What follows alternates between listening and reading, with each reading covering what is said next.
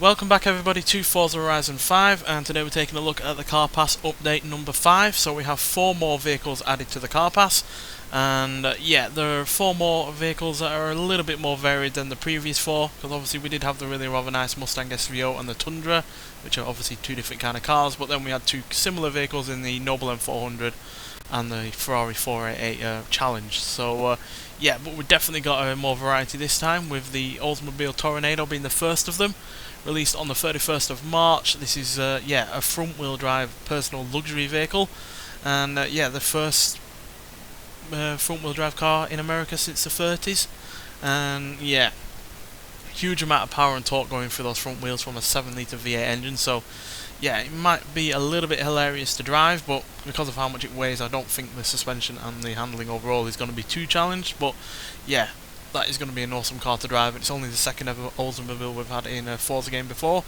with the Hertz Olds 442 being the only other one. So yeah, it's about time Oldsmobile had more cars added to Forza game. And yeah, it's definitely my favourite car of the 4 that we're going to be getting to choose from in the car pass in the next few weeks. And then we have on the 7th of April the McLaren 620R. So I believe this is a road going version of a GT3 racer. So yeah, it's going to be handling and you know, braking wise really rather good. And it's got a decent amount of horsepower, 612, only weighing around 3,131 pounds. So doesn't weigh all that much, but it's pretty much like every other McLaren really. That is, you know, not a Senna or a Speedtail or a P1. And the fact that it looks pretty much the same, and yeah, it's got the same, you know, 3.8 litre twin turbocharged V8. So yeah, not massively different to other McLarens that we've had on this series, on the Forza series, but still, it should be a treat to drive. And then we have the Mini John Cooper Works GP. Now, we've not had a GP from Mini for a while now. I think the last one was in 2009. So yeah, it's been a while, but it's been worth the wait, because look, it's got 302 horsepower and 332 pounds-feet of torque, all in a Mini, which is the most powerful Mini we've ever had, electric or otherwise, to be honest. So yeah, only weighs 2,855 pounds, so it's yeah, well under 3,000 pounds, like a hot hatchback should be. And yeah, all of that power and torque might well make it a bit tricky in terms of handling, but the handling does actually look good in terms of the stats, although the acceleration, launch and braking are leaving a little bit to be desired really there. I was expecting them to be higher, but still, I'm fine with having a new Mini, because yeah, especially when it's as powerful as that.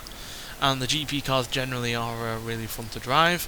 And finally, we have the 2019 Porsche 911 Speedster out on the 21st of April. The Mini's on the 14th of April. And yeah, this is basically a convertible version of the GT2 or the GT3, one or the other, because it's basically got the same 4-litre naturally aspirated flat 6 engine, which revs up to near 9,000 RPM. So yeah, you get 503 horsepower, only rear wheel drive, a decent amount of torque, but also not that much in the way of weight. And yeah, you can retract the roof on this.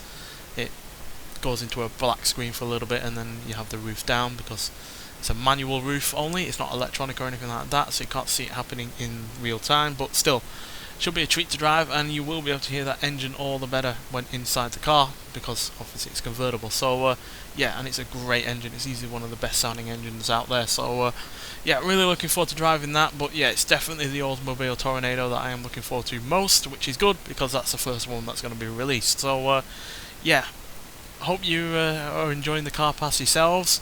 For me personally, I'm loving it. I have no real issues with the car pass so far. The only car I've been really ambivalent about is the 488 here, because at the end of the day it is just a track car. It's not a particularly special track car either. But yeah, we've had so many great cars, the AM400, the Mustang SVO, the MGX Power easily being a highlight there. Then the yeah, I guess the other Ferrari, the FXSK Evo, is a little bit of a letdown as well, because it's just basically a handling version of the normal FXXK. But still, at least it is a little bit different to the standard version. But then you've also got the XJ13, which was glorious. The Espada, always a big fan of new older Lamborghinis being added, since we've only had a few. And then we had the Mercury Cyclone Spoiler, another great classic American muscle car.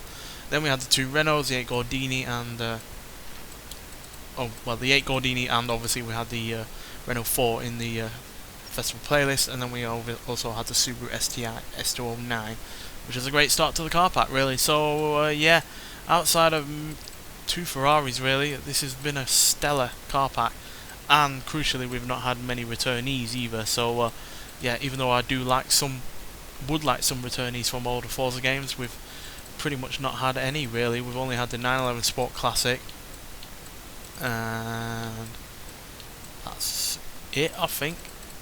That's the only one, really. So yeah, really enjoying the car pass, and if you still haven't got it, then it's well worth getting it. But I couldn't imagine some people are holding on until the whole of the car pack is released. We don't have that many more weeks to go, but still, hopefully they'll add even more great cars to the game.